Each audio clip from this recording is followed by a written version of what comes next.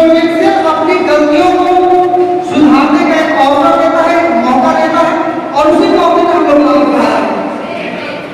शायद हम सभी काफी भाग्यशाली हैं कि एक ऐसे देश में हमारा जन्म हुआ जहां प्राचीन काल से शिक्षकों के लिए किसी ने अपना अंगूठा काटा तो किसी ने अपना सर धड़ गलत किया, और भारतीय सभ्यता संस्कृति भारत के मान मर्यादा को बरकरार रखा।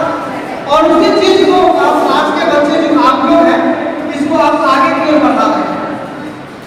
जहां तक मैं जानता हूं प्राचीन काल में जब सीता माता लंका में पहुंची थी, रावण को लेकर के गए थे, जब कोई भी दूत या कोई भी आदमी या कोई भी इंसान या कोई भी जो भी चीज बोल लीजिए पता नहीं लगा सका कि वो कहाँ है, तब पूरी राम की सेना में से केवल एक आदमी जिसको हम लोग हनुमान जी बोलते हैं वो जाकर के पता लगा कि सीता कहाँ है, लंका में, अशोक वाटिका में। बड़ा सरल भाषा में उन्होंने अपना परिचय दिया।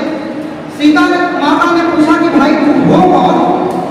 उन्होंने बोला कि मैं श्री रामचंद्र जी का एक दूत हूँ, मैं उन्हीं का भक्त। जबकि ये चाहते थे वो बोल सकते थे कि मैं वही इंसान हूँ जहाँ कोई भी नहीं पहुँच पाया, पूरी दुनिया का कोई इंसान नहीं पहुँच पाया, तो मैं वो जीव हूँ जो आपको ढूंढने के लिए अपनी बल पर, अपनी क्षमता पर, अपनी शक्ति पर यहाँ सैकड़ों राक्षसों को मारते हुए मैं यहाँ पहुँचा था।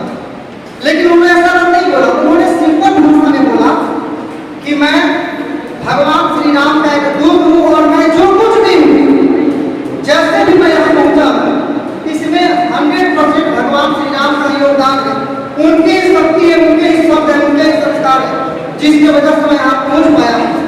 इससे ये समझ में आता है कि भारतीयों ने सभ्यता और संस्कृति को बरकरार रखने के लिए शुरुआत से ही अपनी हर चीजों को समर्पित करके और शिक्षकों के प्रति या गार्जियन के प्रति या बड़ों के प्रति अपार श्रद्धा प्रकट करते आ रहे हैं।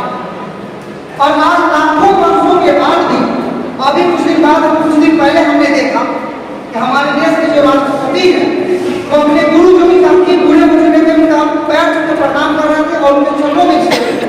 इससे ये समझ में आता है कि देश का राजा भी शिक्षा के कदमों में, और उन्हीं के संस्कार का मैं इन शब्दों का इस्तेमाल कर रहा हूँ, इसमें मेरे शिक्षकों का योगदान है। आप आगे जो शब्दों का इस्तेमाल करेंगे उसमें हो सकता है हम सभी का योगदान होगा। तो इसी परंपरा को हम लोग इसी परंपरा के स्टूडेंट के लिए हम लोग यहाँ पहुंचे हुए हैं, और आपके तरफ सौजन्य से, आपके तमाम सहयोग से हम लोगों ने इस माहौल को अंजाम दिया। तो मैं चाहूँगा इस बात को समझा जाए। कहानी बहुत बड़ी है, तमाम बच्चे आप लोग पहुँचे भी हैं। हम लोग पूरी श्रद्धा के साथ डॉक्टर जन्म दिवस एक क्रमबद्ध संयोजित और संज्ञानात्मक तरीके से हम लोग अंजाम देंगे, और बड़े पैमाने पर पूरी श्रद्धा के साथ हम लोग इसको सेलिब्रेट करेंगे। मैं चाहूँगा कि आप सभी लोग खड़े रहिए। अब है इसका साफ सुथरा और सीधा मतलब यही है कि आज भी डॉक्टर सर्वपल्ली राधाकृष्णन हमारे बीच जीवित है। उनका शरीर भले ही नष्ट हो गया है, लेकिन उनकी आवाजें, उनके संस्कार, उनके किए गए कार्य, कल्चर हमारे रगड़ में, हमारे खून में, हमारे नस में कर रहे हैं। तो निश्चित रूप से हम लोग की यही मानसिकता रहेगी कि डॉक्टर सर्वपल्ली राधाकृष्णन आज भी हमारे बीच जीवित है।